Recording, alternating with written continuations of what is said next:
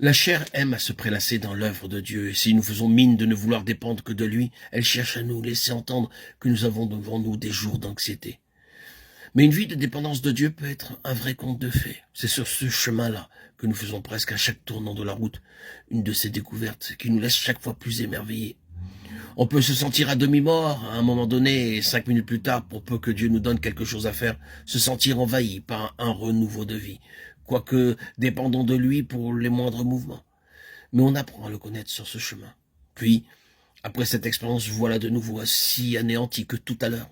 Mais vous vous souvenez que le Seigneur vient de faire quelque chose, il le fait de nouveau. Et la vie en devient un véritable roman. Personne ne se doute autour de vous qu'en telle ou telle circonstance, vous en étiez réduit à attendre de Dieu jusqu'à la force même nécessaire pour respirer. Quelle bénédiction de pouvoir se dire que c'est Dieu qui l'a fait et que livré à vous-même, vous n'y seriez jamais parvenu. Ce qui est impossible sur le plan naturel et humain, Dieu en vient à vous. Prolongez les lignes dans le domaine de l'Église, bien-aimé. Appliquez le test.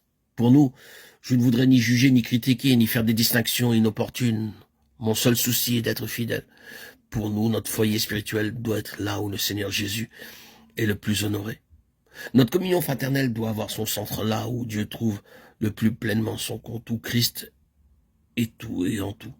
C'est là ce qui doit être l'Église pour nous. Nous ne devons pas nous laisser lier par des traditions, par une appellation ecclésiastique ou par un extérieur qui en impose.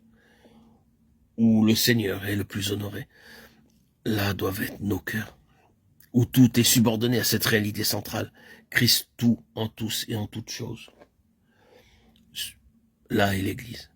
Et c'est là que doit être le centre de gravité de notre vie intérieure. C'est là que va s'enregistrer le témoignage de Dieu. Et c'est de là qu'il va mettre son empreinte dans l'existence des autres. Si vous êtes en plein accord avec le plan de Dieu concernant son Fils, c'est vous que les affamés spirituels viendront trouver. Et l'occasion ne vous manquera pas pour leur distribuer cette nourriture céleste qui vous a si abondamment rassasié. Tout se résume en un mot, la vie. Souvenez-vous que tout ce qui se rapporte à la vie chrétienne est affaire d'expérience. Tout est expérimental. Tout ce qui touche au Seigneur Jésus est par essence un fait d'expérience. La doctrine n'y est pour rien. Ce n'est pas une question de credo. Accepter certaines déclarations doctrinales ne nous met pas en relation avec le Seigneur Jésus. Jamais un article de credo ne produira ce résultat. Nous ne devenons pas chrétiens en souscrivant à certaines doctrines, en adhérant à une profession de foi orthodoxe ou en croyant telle ou telle chose au sujet du Seigneur Jésus.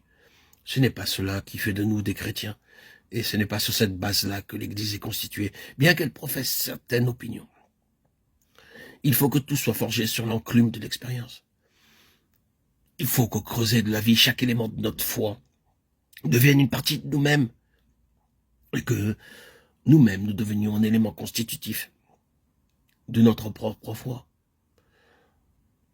Ce n'est pas suffisant de croire que Jésus-Christ est mort sur la croix.